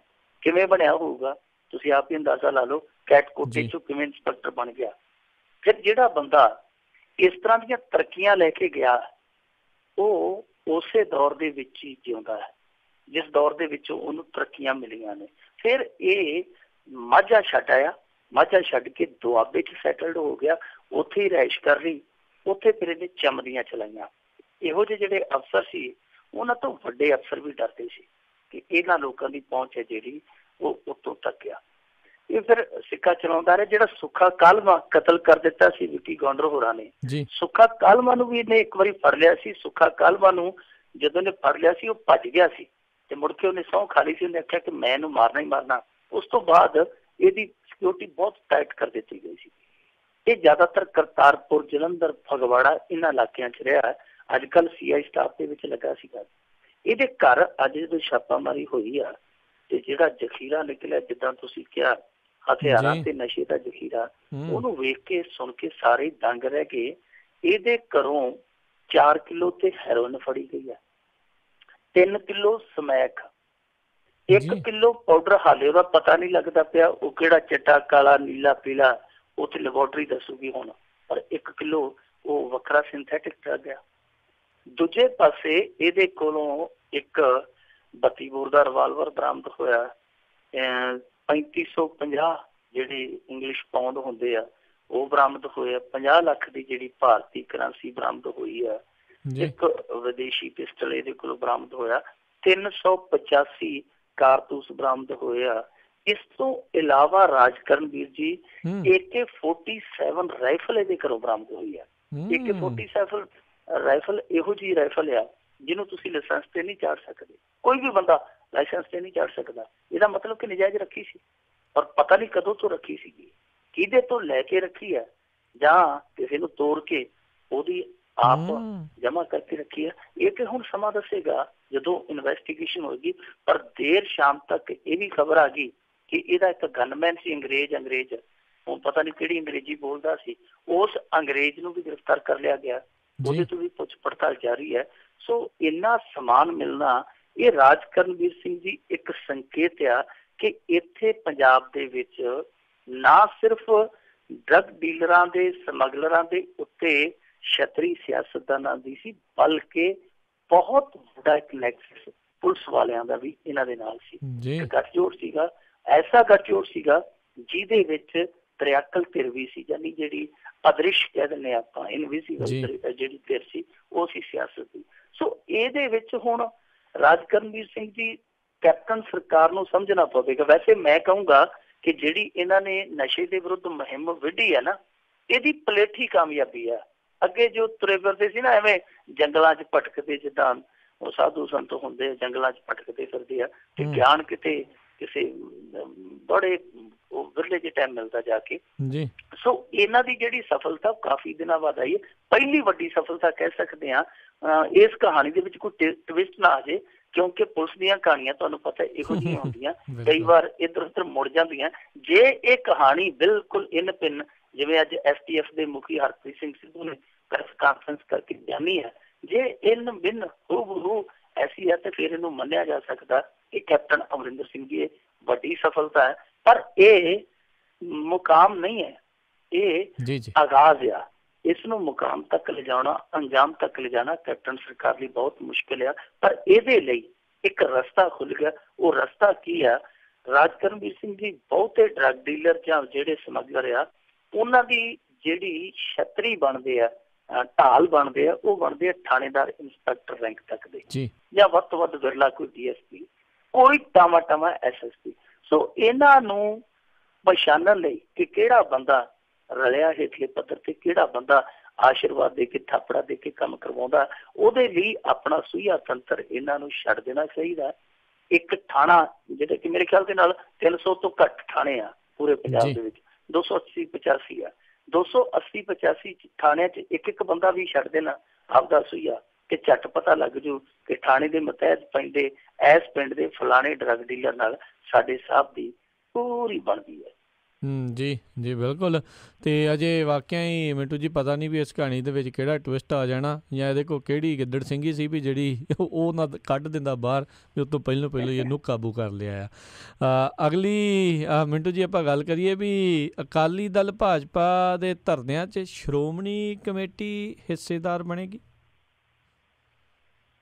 ਦੇਖੋ ਹਿੱਸੇਦਾਰ ਬਣ ਗਈ, ਅੱਜ ਧਰਨੇ ਤੇ ਸ਼ੁਰੂ ਹੋ ਗਏ ਆ। ਧਰਨੇ ਅੱਜ ਇਹਨਾਂ ਨੇ ਲਾਏ ਆ, 22 ਜ਼ਿਲ੍ਹੇ ਆ, ਹਰੇਕ ਜ਼ਿਲ੍ਹੇ ਦੇ ਹੈੱਡਕੁਆਟਰ ਤੇ ਧਰਨਾ ਦਿੱਤਾ। ਸ਼੍ਰੋਮਣੀ ਅਕਾਲੀ ਦਲ ਨੇ ਜਿਹੜੇ ਇਹ ਧਰਨੇ ਲਾਏ ਆ, ਉਹਨਾਂ ਧਰਨਿਆਂ ਦੇ ਵਿੱਚ ਸ਼੍ਰੋਮਣੀ ਕਮੇਟੀ ਹੈ ਜਿਹੜੀ ਸ਼੍ਰੋਮਣੀ ਗੁਰਦੁਆਰਾ ਪ੍ਰਬੰਧਕ ਕਮੇਟੀ, ਉਹ ਬਿਲਕੁਲ ਬਰੋਬਰ ਦੀ ਹਿੱਸੇਦਾਰ ਬਣ ਕੇ ਇਹਨਾਂ ਮੰਚਾਂ ਤੇ ਸ਼ਾਮਲ ਹੋਈ ਆ। ਔਰ ਕਮਾਲ ਦੀ ਗੱਲ ਆ ਕਿ ਇਹਨਾਂ ਮੰਚਾਂ ਤੇ ਭਾਰਤੀ ਜਨਤਾ ਪਾਰਟੀ ਵੀ ਮੌਜੂਦ ਸੀ। ਹੁਣ ਦੇਖੋ ਜਿਹੜਾ ਸੁਖਬੀਰ ਸਿੰਘ ਬਾਦਲ ਆ, ਉਹ ਤੇ ਕਹਿੰਦਾ ਕਿ ਮੈਂ 5 ਨੁਕਤਿਆਂ ਤੇ ਇਹ ਧਰਨੇਬਾਜ਼ੀ ਕਰਦਾ ਪਿਆ। ਇੱਕ ਤੇ ਕਹਿੰਦਾ ਜੀ ਰੇਤ ਦੇ ਭਾਅ ਅਸਮਾਨੀ ਚੜ੍ਹ ਗਏ ਆ, ਜ਼ਮੀਨ ਤੇ ਪਤਾ ਨਹੀਂ ਕਦੋਂ ਸੀ। ਇਹ ਤੇ ਹੁਣ ਵਹੀ ਨਹੀਂ ਲਿਆਏ ਉਹ ਸੁਖਬੀਰ ਸਿੰਘ ਕਿ ਕਿਹੜੇ ਸਾਲ ਦੇ ਵਿੱਚ, ਇਹਨਾਂ ਦੇ ਰਾਜ ਦੇ ਵਿੱਚ ਕਿਹੜੇ ਸਾਲ ਦੇ ਵਿੱਚ ਉਹ ਜ਼ਮੀਨ ਤੇ ਡਿੱਗੇ ਸਨ ਭਾਅ, ਉਹ ਨਹੀਂ ਦੱਸਿਆ ਇਹਨਾਂ ਨੇ। ਫਿਰ ਕਹਿੰਦੇ ਕਿ ਕਿਸਾਨ ਖੁਦਕੁਸ਼ੀ ਕਰ ਗਿਆ। ਇਹਦੇ ਬਾਰੇ ਵੀ ਕੋਈ ਆਪਣੀ ਜਿਹੜੀ ਇਹਨਾਂ ਦੀ ਜਿਹੜੀ ਉਹ ਸਮੇਂ ਵਾਲੀ ਸੂਚੀ ਸੀ ਉਹ ਨਹੀਂ ਲੈ ਕੇ ਆਏ ਕਿ ਕਿੰਨੇ ਕਿਸਾਨ ਇਹਨਾਂ ਦੇ ਰਾਜ ਦੇ ਵਿੱਚ ਚੜ੍ਹਾਈ ਕਰ ਗਏ ਆ, ਉਹ ਵੀ ਕੋਈ ਸੂਚੀ ਨਹੀਂ।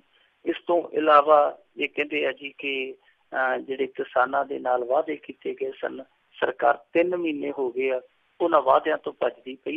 ਇਸ ਤਰ੍ਹਾਂ ਇਹਨਾਂ ਨੇ 5 ਨੁਕਤੇ ਲਏ ਸਨ, ਜਦ ਕਿ ਬਡੂੰਗਰ ਸਾਹਿਬ ਹੈ ਜਿਹੜੇ ਉਹ ਹੋਰ ਐਂਗਲ ਤੋਂ ਸੋਚਦੇ ਸੀ। ਉਹ ਕਹਿੰਦੇ ਜੀ ਕਿ ਪੰਥ ਨੂੰ ਖਤਰਾ ਹੈ, ਕੈਪਟਨ ਸਰਕਾਰ ਹੈ ਜਿਹੜੀ ਉਹ ਜਾਣ ਬੁੱਝ ਕੇ ਹੁਣ ਨਾ ਪੱਖੀ ਰਵੱਈਆ ਅਪਣਾ ਰਹੀ ਹੈ, ਗੁਰਦੁਆਰਿਆਂ ਦੀਆਂ ਜ਼ਮੀਨਾਂ ਤੇ ਕਬਜ਼ੇ ਹੋ ਰਹੇ ਆ। ਸਰਕਾਰ ਦੇ ਮੰਤਰੀ ਹੈ ਜਿਹੜੇ ਸਿੱਖ ਵਿਰਾਸਤਾਂ ਪ੍ਰਤੀ ਗਲਤ ਸ਼ਬਦਾਵਲੀ ਵਰਤਦੇ ਆ। ਗੁਰਸ਼ਬਦ ਰਤਨਾਕਰ ਮਹਾਨ ਕੋਸ਼ ਹੈ ਜਿਹੜਾ ਉਹਦਾ ਸਵਰੂਪ ਵਿਗਾੜਿਆ ਜਾ ਰਿਹਾ। ਔਰ ਇੱਕ ਹੋਰ ਬੜਾ ਮੁੱਦਾ ਸ਼ਿੱਦਤ ਦੇ ਨਾਲ ਚੁੱਕਿਆ ਸੀ ਬਡੂੰਗਰ ਸਾਹਿਬ ਨੇ, ਉਹ ਇਹ ਸੀਗਾ, ਕਹਿੰਦਾ ਜੀ ਕਿ ਜਿਹੜੀਆਂ ਵਿਰਾਸਤੀ ਗਲਿਆਰੇ ਦੇ ਵਿੱਚ LEDs ਲੱਗੀਆਂ ਨੇ ਦਰਬਾਰ ਸਾਹਿਬ ਦੇ ਬਾਹਰ, ਉਹਨਾਂ LED ਸਕਰੀਨਾਂ ਤੇ ਸ਼ਰਾਬੀਆਂ ਮਸ਼ਹੂਰੀਆਂ ਚੱਲਦੀਆਂ ਜੀ। ਔਰ ਇਹ ਕਹਿੰਦਾ ਕਿ ਸਮਝੌਤਾ ਕੀਤਾ ਕੈਪਟਨ ਸਰਕਾਰ ਨੇ ਆ ਕੇ। ਸੋ ਪਹਿਲਾਂ ਜੇ ਆਪਾਂ ਤਰਪਾਲ ਸਿੰਘ ਬਡੂੰਗਰ ਦੀ ਇਸ ਗੱਲ ਤੇ ਥੋੜੀ ਜਿਹੀ ਵੀ ਚਰਚਾ ਕਰੀਏ ਤੇ ਸਾਫ਼ ਹੋ ਜਾਂਦਾ ਕਿ ਕਿਰਪਾਲ ਸਿੰਘ ਬਡੂੰਗਰ ਪੜ੍ਹੇ ਲਿਖੇ ਆਦਮੀ ਆ, ਪਰ ਕੁਝ ਜ਼ਿਆਦਾ ਹੀ ਪੜ੍ਹੇ ਆ। ਇੰਨਾ ਜ਼ਿਆਦਾ ਪੜ੍ਹੇ ਆ, ਇਹਨਾਂ ਨੂੰ ਇਹ ਵੀ ਨਹੀਂ ਪਤਾ ਕਿ ਜਿਹੜਾ ਇਹ ਸਮਝੌਤਾ ਸੀ 2015 ਚ ਹੀ ਹੋ ਗਿਆ ਸੀ। 2015 ਚ ਹੋ ਗਿਆ ਸੀ ਤੇ ਜਨਵਰੀ 2016 ਚ ਇਹ ਠੇਕਾ ਲਾਗੂ ਹੋ ਗਿਆ ਸੀ। ਮਤਲਬ ਕਿ ਕੰਟਰੈਕਟ ਜਿਹੜਾ 2015 ਚ ਹੋਇਆ 16 ਚ ਲਾਗੂ ਹੋ ਗਿਆ ਸੀ। ਜੇ ਮਸ਼ਹੂਰੀਆਂ ਚੱਲੀਆਂ ਨੇ ਸ਼ਰਾਬੀਆਂ, ਪਹਿਲੀ ਗੱਲ ਕਿਉਂਕਿ ਉਹ ਚੈਨਲਾਂ ਦੇ ਥਰੂ ਚੱਲਦਾ ਹੈ, ਮਤਲਬ ਕਿ ਉਹਨਾਂ ਸਕਰੀਨਾਂ ਤੇ ਕੀਰਤਨ ਵੀ ਪ੍ਰਸਾਰਿਤ ਹੁੰਦਾ, ਕੁਛ ਚੈਨਲ ਵੀ ਚੱਲਦੇ ਆ। ਭਾਰਤੀ ਚੈਨਲਾਂ ਤੇ ਸਿੱਧੀ ਸ਼ਰਾਬ ਦੀ ਮਸ਼ਹੂਰੀ ਨਹੀਂ ਆਉਂਦੀ। ਇਸ ਤਰ੍ਹਾਂ ਦਾ ਕੋਈ ਵੀ ਕੰਟੈਂਟ ਹੈ ਜਿਹੜਾ ਉਹ ਨਹੀਂ ਆਉਂਦਾ ਸ਼ਰਾਬ ਦਾ ਜਾਂ ਕਿਸੇ ਉਹ ਨਸ਼ੇ ਨੂੰ ਪ੍ਰਮੋਟ ਕਰਨ ਵਾਲਾ ਕੰਟੈਂਟ ਜਿਹੜਾ ਉਹ ਨਹੀਂ ਆਉਂਦਾ। ਦੂਜੇ ਪਾਸੇ ਇਹ ਕਹਿੰਦੇ ਜੀ ਕਿ ਕੈਪਟਨ ਨੇ ਆ ਕੇ ਸਮਝੌਤਾ ਕੀਤਾ।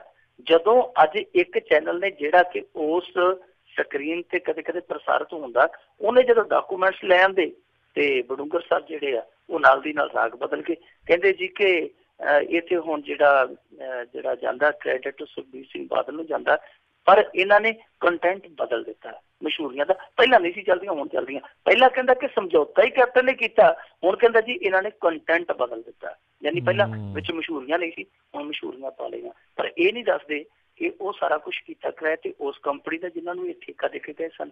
ਦੂਜੀ ਗੱਲ, ਇਹ ਜਿਹੜਾ ਮਹਾਨ ਕੋਸ਼ ਦੀ ਗੱਲ ਕਰਦੇ ਆ, ਮਹਾਨ ਕੋਸ਼ ਦਾ ਰੌਲਾ ਤੇ 1.5 ਸਾਲ ਪਹਿਲਾਂ ਦਾ ਪੈਣ ਡਿਆ।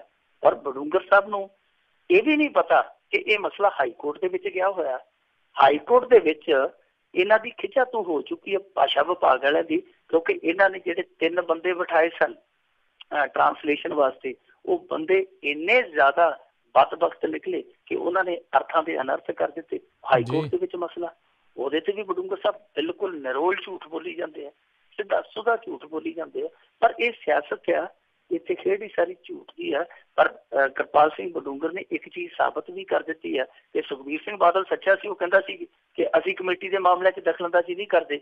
ਇੱਥੇ ਵਾਕਈ ਉਹ ਸੱਚਾ, ਕਿਉਂਕਿ ਕਮੇਟੀ ਧੱਕੇ ਨਾਲ ਜਾ ਕੇ ਦਖਲਅੰਦਾਜ਼ੀ ਕਰਦੀ ਪਈ ਹੈ ਰਾਜਨੀਤੀ 'ਚ। ਕਹਿੰਦੇ ਜੀ ਅਸੀਂ ਧਰਨੇ ਦੇ ਵਿੱਚ ਨਾਲ ਖੜਨਾ। ਹੁਣ ਕਿਰਪਾਲ ਸਿੰਘ ਬਡੂੰਗਰ ਦੀ ਗੱਲ ਕਰ ਲਈਏ ਕਿ ਦੇਖੋ ਬੇਸ਼ੱਕ ਇਹ ਪ੍ਰਧਾਨ ਬਾਅਦ ਚ ਬਣੇ ਆ, ਪਰ ਸਿੱਖ ਨੁਮਾਇੰਦੇ ਤਾਂ ਸੀਗੇ ਕਿ ਜਦੋਂ ਬਰਗਾੜੀ ਦੇ ਵਿੱਚ ਇਸ ਤਰ੍ਹਾਂ ਵਾਪਰਿਆ, ਜਦੋਂ ਗੁਰੂ ਸਾਹਿਬ ਦੀਆਂ ਬੇਅਦਬੀਆਂ ਲਗਾਤਾਰ ਹੋਣਦੀਆਂ ਸਨ, ਉਦੋਂ ਕਿਸੇ HPC ਵਾਲੇ ਨੇ ਆ ਕੇ ਧਰਨਾ ਨਹੀਂ ਲਾਇਆ। ਔਰ ਦੂਜੀ ਗੱਲ ਆ ਕਿ ਦੇਖੋ ਭਾਰਤੀ ਜਨਤਾ ਪਾਰਟੀ ਔਰ ਤੁਸੀਂ RSS ਇਹਨਾਂ ਨੂੰ ਤੇ ਨਿੰਦਦੇ ਹੋ। RSS ਬਾਰੇ ਤੇ ਕਹਿੰਦੇ ਆ ਕਿ ਸਾਡੇ ਸਿੱਖਾਂ ਦੇ ਮਸਲਿਆਂ 'ਚ, ਪੰਥਕ ਮਸਲਿਆਂ 'ਚ ਇਹ ਬਹੁਤ ਜ਼ਿਆਦਾ ਧੱਕੇਸ਼ਾਹੀ ਕਰਦੇ ਆ, ਬਹੁਤ ਜ਼ਿਆਦਾ ਦਖਲਅੰਦਾਜ਼ੀ ਕਰਦੇ ਆ, ਤੇ ਉਹਨਾਂ ਦੇ ਨਾਲ ਜਾ ਕੇ ਸਟੇਜ ਸ਼ੇਅਰ ਕਰੀ ਜਾਂਦੇ ਆ। ਕੋਈ ਉੱਥੇ ਵੀ ਕੋਈ ਝਿਜਕ ਨਹੀਂ, ਉੱਥੇ ਵੀ ਕੋਈ ਇਹਨਾਂ ਦੇ ਵਿੱਚ ਹਯਾ ਨਹੀਂ, ਕੋਈ ਲੱਜਾ ਨਹੀਂ ਗੀ। ਸੋ ਕੁੱਲ ਮਿਲਾ ਕੇ ਸੁਖਬੀਰ ਸਿੰਘ ਬਾਦਲ ਹੈ ਜਿਹੜਾ, ਉਹ ਆਪਣਾ ਤੇ ਰਿਕਾਰਡ ਨਾਲ ਲਿਆਉਂਦਾ ਨੀ ਗਾ ਕਿ 5 ਸਾਲਾਂ 'ਚ 10 ਸਾਲਾਂ 'ਚ ਅਸੀਂ ਆਹ ਕੀਤਾ ਤੇ ਇਹਨਾਂ ਨੇ 3 ਮਹੀਨਿਆਂ 'ਚ ਆਹ ਕੀਤਾ। ਨਾਲ ਕਿਰਪਾਲ ਸਿੰਘ ਬਡੂੰਗਰ ਹੈ ਜਿਹੜਾ, ਉਹ ਵੀ ਕਿਸੇ ਸਵਾਲ ਦਾ ਸਪਸ਼ਟ ਜਵਾਬ ਨਹੀਂ ਦੇ ਸਕਿਆ। ਨਾ ਹੀ ਅੱਜ ਕਿਰਪਾਲ ਸਿੰਘ ਬਡੂੰਗਰ ਇਹ ਸਪਸ਼ਟ ਕਰ ਸਕਿਆ ਕਿ ਕੀ ਇਹ ਜਿਹੜਾ ਸ਼੍ਰੋਮਣੀ ਕਮੇਟੀ ਦਾ ਇੱਕ ਪਾਰਟੀ, ਔਰ ਉਸ ਪਾਰਟੀ ਅਕਾਲੀ ਦਲ ਇਕੱਲਾ ਹੋਵੇ ਨਾ ਫਿਰ ਸਰ ਜਾਂਦਾ। ਜਿਹੜਾ ਅਕਾਲੀ ਦਲ ਦੇ ਨਾਲ ਬ੍ਰੈਕਟ ਦੇ ਵਿੱਚ ਬੱਬਾ ਲੱਗਦਾ, ਬੱਬੇ ਤੋਂ ਭਾਵ ਬਾਦਲ, ਕਿ ਉਸ ਪਾਰਟੀ ਜਿਹਦੇ ਬਾਰੇ ਕਿਹਾ ਜਾਂਦਾ ਕਿ ਇੱਕ ਪਰਿਵਾਰ ਦੀ ਪਾਰਟੀ ਹੈ, ਉਹਦੀ ਝੋਲੀ 'ਚ ਜਾ ਕੇ ਕਮੇਟੀ ਦਾ ਪੈ ਜਾਣਾ, ਕੀ ਇਹ ਸਿੱਖ ਸਿਧਾਂਤਾਂ ਦੇ ਅਨੁਕੂਲ ਹੈ? ਇਹ ਜਿਹੜੀ ਇਹ ਸੰਸਥਾ, ਸਿਰਮੌਰ ਸੰਸਥਾ ਜਿਹਨੂੰ ਮਿੰਨੀ ਪਾਰਲੀਮੈਂਟ ਕਿਹਾ ਜਾਂਦਾ ਸਿੱਖਾਂ ਦੀ, ਕੀ ਉਹਦੀ ਮਰਿਆਦਾ ਦੇ ਤਹਿਤ ਹੈ? ਸੋ ਇਹਨਾਂ ਸਵਾਲਾਂ ਦਾ ਜਵਾਬ ਨਹੀਂ ਦੇ ਸਕੇ, ਪਰ ਫਿਰ ਵੀ ਕਹਿੰਦੇ ਆ ਕਿ ਅਸੀਂ ਪੰਥ ਦਾ ਭਲਾ ਲੋਚਦੇ ਹਾਂ, ਅਸੀਂ ਪੰਜਾਬ ਦਾ ਭਲਾ ਲੋਚਦੇ ਹਾਂ। ਪਰ ਉਦੋਂ ਭਲਾ ਜਦੋਂ ਇਹਨਾਂ ਦਾ ਲੋਚਣ ਦਾ ਵੇਲਾ ਸੀ, ਸੋਚਣ ਦਾ ਵੇਲਾ ਸੀ, ਉਦੋਂ ਕੁਛ ਵੀ ਨਹੀਂ ਹੋਇਆ। ਪਰ ਇਹ ਸਿਆਸਤ ਦਾ ਦਸਤੂਰ ਹੈ, ਜਿਵੇਂ ਕਿਸੇ ਨੇ ਕਿਹਾ ਸੀ, ਸਿਆਸਤ ਇਸ ਕਦਰ ਆਵਾਮ पे एहसान करती है, पहले आंखें छीन लेती है, फिर चश्मे दान करती है। ਪਹਿਲਾਂ ਇਹਨਾਂ ਨੇ ਅੱਖਾਂ ਕੱਢ ਲੀਆਂ, ਹੁਣ ਚਸ਼ਮੇ ਫੜਾਉਣ ਆ ਗਏ। ਬਿਲਕੁਲ ਜੀ, ਬਿਲਕੁਲ। ਭਲਾ ਕਰਦੇ ਨੇ ਜੀ ਸਿਰਫ ਆਪੋ ਆਪਣਾ, ਕੌਮ ਦਾ ਭਲਾ ਤਾਂ ਉਦੋਂ ਹੀ ਯਾਦ ਆਉਂਦਾ ਜਦੋਂ ਆਕਾ ਕੁਛ ਕਹਿੰਦੇ ਨੇ। ਅਗਲੀ ਆਪਾਂ ਮਿੰਟੂ ਜੀ ਗੱਲ ਕਰੀਏ, ਚਿੱਟੇ ਦਾ ਕੇਸ ਪਵਾਉਣ ਦੇ ਨਾਂ ਦੇ ਉੱਤੇ ਚਾਹ ਵਾਲੇ ਤੋਂ ਪੁਲਿਸ ਨੇ 9,000 ਲਏ, ਇਹ ਸਲੱਗ ਹਟਦੇ ਨਹੀਂ। ਪਰ ਦੇਖੋ ਇਹ ਚਾਹ ਵਾਲਾ ਚਿੜਾ ਸੀ, ਇਸ ਬੰਦੇ ਦੇ ਨਾਲ ਜਿਹੜੀ ਇਹਨਾਂ ਨੇ ਕੀਤੀ, ਉਹ ਜਿਹਨੇ ਵੈਸੇ ਤੇ ਗਾਣਾ ਇੱਕ ਜਿਹੜੀ ਤੂੰ ਸਾਡੇ ਨਾਲ ਕੀਤੀ ਕਿਸੇ ਨੂੰ ਦੱਸਣ ਜੋਗੀ ਨਹੀਂ, ਪਰ ਇਹਨੇ ਢੋਲ ਪਿੱਟ ਕੇ ਦੱਸਿਆ ਕਿ ਲੋਕੋ ਮੇਰੇ ਨਾਲ ਆਹ ਹੋ ਗਈ ਹੈ। ਚਾਹ ਦਾ ਕੋਖਾ ਚਲਾਉਂਦਾ ਸੀ ਟਾਂਡੇ ਦੇ ਵਿੱਚ, ਇੰਦਰਜੀਤ ਦਾ ਨਾਮ ਸੀ, ਕੋਈ ਬੰਦਾ ਸੀ, ਯਾਦ ਖੜ ਗਿਆ। ਕਹਿੰਦਾ ਕਿ ਮੈਂ ਚਾਹ ਬਣਾਉਂਦਾ ਪਿਆ, 3 ਜਣੇ ਪੁਲਿਸ ਵਾਲੇ ਆਏ, ਕਹਿੰਦੇ ਕਿ ਤੂੰ ਚਿੱਟਾ ਵੇਚਦਾ। ਉਹ ਕਹਿੰਦਾ ਜੀ ਮੈਂ ਚਿੱਟਾ ਤੇ ਨਹੀਂ ਵੇਚਦਾ, ਪਰ ਚਾਹ ਜ਼ਰੂਰ ਵੇਚਦਾ। ਉਹ ਕਹਿੰਦਾ ਜੀ ਤਲਾਸ਼ੀ ਲਈ, ਖੋਖੇ ਦੀ ਕੱਖ ਵੀ ਨਹੀਂ ਨਿਕਲਿਆ। ਪਰ ਕਹਿੰਦੇ ਕਿ ਹੁਣ ਤੈਨੂੰ ਛੱਡਣਾ ਨਹੀਂ, ਤੇਰੇ ਪਾ ਕੇ ਚਿੱਟਾ, ਆਪਦੇ ਕੋਲੋਂ ਪਾ ਕੇ ਚਿੱਟਾ ਤੇਰੇ ਤੇ ਕੇਸ ਦਰਜ ਕਰਨਾ। ਕਹਿੰਦਾ ਇਹਨਾਂ ਕਰਦੇ ਕਰਦੇ 7-8 ਹਜ਼ਾਰ ਰੁਪਇਆ ਜੁੜਿਆ ਪਿਆ ਸੀ ਕੋਲ, ਚੱਕ ਕੇ ਗਾਂ ਗਏ। ਉਹ ਕਹਿੰਦਾ ਮੈਂ ਪਿੱਟਦਾ ਰਿਹਾ ਕਿ ਆਹ ਤੁਸੀਂ ਕਿੱਦਾਂ ਧੱਕਾ ਕਰਦੇ ਪਏ ਹੋ, ਮੇਰੀ ਤੇ ਮਹੀਨੇ 1.5 ਮਹੀਨੇ ਦੀ ਕਮਾਈ ਹੈ, ਮੈਂ ਤੇ ਕਿਸੇ ਕੰਮ ਲਈ ਰੱਖੀ ਹੈ। ਕਹਿੰਦਾ ਲੈ ਕੇ ਪੈਸੇ ਪਾ ਕੇ ਜੇਬ ਦੇ ਵਿੱਚ ਗਏ। ਫਿਰ ਉਸ ਬੰਦੇ ਨੇ ਰੌਲਾ ਪਾਇਆ, ਰੌਲਾ ਜਦੋਂ ਪਾਇਆ ਫਿਰ ਗੱਲ ਥਾਣੇ ਤੱਕ ਕੱਪੜੀ, ਤੇ ਥਾਣੇ ਵਾਲਿਆਂ ਨੇ ਫਿਰ ਉਹਨਾਂ 3 ਮੁਲਾਜ਼ਮਾਂ ਦੀ ਸ਼ਨਾਖਤ ਕਰਕੇ ਉਹਨਾਂ ਦੇ ਖਿਲਾਫ ਕਾਰਵਾਈ ਕਰ ਦਿੱਤੀ। ਸੋ ਇਹ ਚਾਹ ਵਾਲਾ ਚੀੜਾ ਨਿਕਲਿਆ। ਆਮ ਤੌਰ ਤੇ ਸਾਡੇ ਜਿਹੜੇ ਵੱਡੇ ਲੋਕ ਆ, ਪੜ੍ਹੇ ਲਿਖੇ ਵੀ ਲੋਕ ਆ, ਉਹ ਪੁਲਿਸ ਤੋਂ ਡਰ ਕੇ ਬਹਿ ਜਾਂਦੇ ਆ ਕਿ ਛੱਡ ਖੜਾ, ਇਹਨਾਂ ਦੇ ਨਾਲ ਲੜਾਈ ਕੀ ਲੜਨੀ ਹੈ। ਪਰ ਇਸ ਬੰਦੇ ਨੇ ਦੱਸ ਦਿੱਤਾ ਕਿ ਲੜਾਈ ਸਾਨੂੰ ਲੜਨੀ ਚਾਹੀਦੀ ਹੈ, ਚਾਹੇ 100 ਤੁਹਾਡੇ ਨਾਲ ਖੋ ਕੇ ਕੋਈ ਲੈ ਗਿਆ, ਚਾਹੇ 1000 ਤੁਹਾਡੇ ਨਾਲ ਕੋਈ ਧੱਕਾ ਕਰਕੇ ਖੋ ਕੇ ਲੈ ਗਿਆ, ਲੜਾਈ ਲੜਨੀ ਚਾਹੀਦੀ ਹੈ। ਪਰ ਪੁਲਿਸ ਨੂੰ ਵੀ ਥੋੜ੍ਹੀ ਜਿਹੀ ਸ਼ਰਮ ਕਰਨੀ ਚਾਹੀਦੀ ਹੈ, ਕਿਉਂਕਿ ਪੁਲਿਸ ਨੂੰ ਪੁਲਿਸ ਯਾਨੀ ਪਬਲਿਕ ਸਰਵੈਂਟ ਬਣਾਉਣ ਦੀ ਲੋੜ ਆ। ਪਰ ਇੱਥੇ ਤੇ ਹਾਲ ਦੀ ਘੜੀ ਪੁਲਿਸ ਪਲਾਸ ਬਣੀ ਪਈ ਹੈ, ਨਾ ਮਜ਼ਲੂਮ ਦਾ ਮਾਸ ਛੱਡਦੀ ਹੈ, ਨਾ ਮਾਸੂਮ ਦਾ ਮਾਸ ਛੱਡਦੀ ਹੈ। ਜੀ ਜੀ।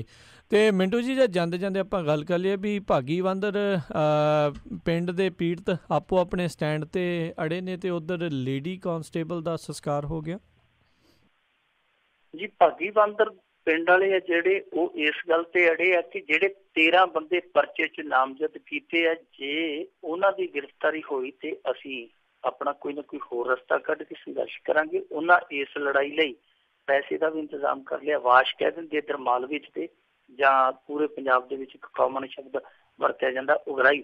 ਉਹਨਾਂ ਨੇ ਆਪਸ ਦੇ ਵਿੱਚ ਗ੍ਰਾਹੀ ਕਰਕੇ ਪੈਸਾ ਵੀ ਇਕੱਠਾ ਕਰ ਲਿਆ ਕਿ ਅਸੀਂ ਲੜਾਂਗੇ।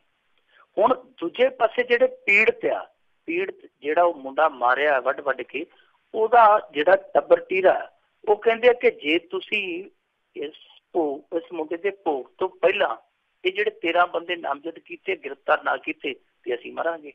ਹੁਣ ਪੁਲਿਸ ਦੀ ਹਾਲਤ ਹੈ ਜਿਹੜੀ ਉਹ ਜਿਵੇਂ ਫਸ ਗਈ ਜਾਨ ਸਕੰਜੇ ਅੰਦਰ, ਜਿਉਂ ਵੇਲਣ ਵਿੱਚ ਗੰਨਾ, ਉਹ ਉਧਰੋਂ ਵੀ ਫਸੇ ਆ ਡਰ ਦੇ ਨਾਂ ਤੇ ਪਿੰਡ ਜਾਂਦੇ ਆ ਗ੍ਰਿਫਤਾਰੀਆਂ ਪਾਉਣ, ਪਰ ਗ੍ਰਿਫਤਾਰੀਆਂ ਵੀ ਪਾਉਣੀਆਂ ਪੈਣਗੀਆਂ। ਜਿਹੜੇ ਬੰਦੇ ਨਾਮਜ਼ਦ ਕੀਤੇ ਆ ਉਹਨਾਂ ਨੂੰ ਅਰੈਸਟ ਕਰਨਾ ਪਊਗਾ, ਪਰ ਜੇ ਜਾਂਦੇ ਆ ਤੇ ਅੱਗੋਂ ਪਿੰਡ ਵਾਲਿਆਂ ਦਾ ਡਰ ਹੈ ਕਿ ਪਿੰਡ ਵਾਲੇ ਨਾ ਪੈ ਜਾਣ।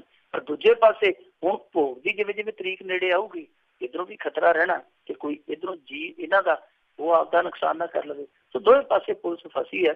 ਜਿਹੜੀ ਗੱਲ ਉਹ ਲੇਡੀ ਕਾਂਸਟੇਬਲ ਦੀ ਹੈ, ਉਹਦੇ ਮਾਮਲੇ 'ਚ ਅਪਡੇਟ ਅੱਜ ਦੀ ਇਹੋ ਹੀ ਆ ਰਾਜਕਰਨਵੀਰ ਸਿੰਘ ਜੀ, ਉਸ ਕੁੜੀ ਦਾ ਮੇਰੇ ਖਿਆਲ ਦੇ ਨਾਲ ਅੱਜ ਸ਼ਾਮੀ ਸੰਸਕਾਰ ਕਰ ਦਿੱਤਾ ਗਿਆ, ਕਿਉਂਕਿ ਉਹ ਜਿਹੜਾ ਮੁਨਸ਼ੀ ਨਾਮਜ਼ਦ ਕੀਤਾ ਗਿਆ ਸੀ, ਪੁਲਿਸ ਨੇ ਆਪਣੇ ਵਾਅਦੇ ਮੁਤਾਬਕ 24 ਘੰਟਿਆਂ ਦੇ ਅੰਦਰ ਅੰਦਰ ਉਹਨੂੰ ਪਤਾ ਨਹੀਂ ਫੜ ਲਿਆ ਜਾਂ ਉਹਨੂੰ ਮੰਗਵਾ ਲਿਆ, ਸੱਦ ਲਿਆ, ਕਿਸੇ ਤਰੀਕੇ ਨਾਲ ਉਹਨੂੰ ਹਵਾਲਾ ਦੇ ਵਿੱਚ ਸੁੱਟ ਦਿੱਤਾ।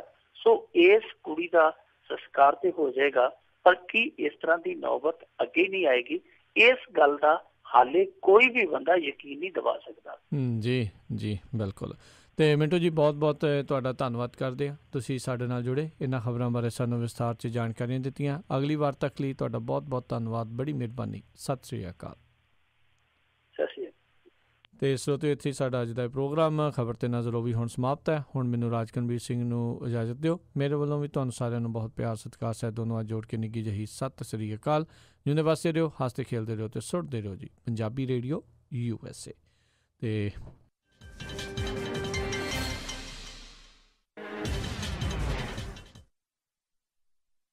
ਤੁਸੀਂ ਸੁਣ ਰਹੇ ਹੋ Punjabi radio USA on KOBO 1450 AM Yuba City, KIID 1470 AM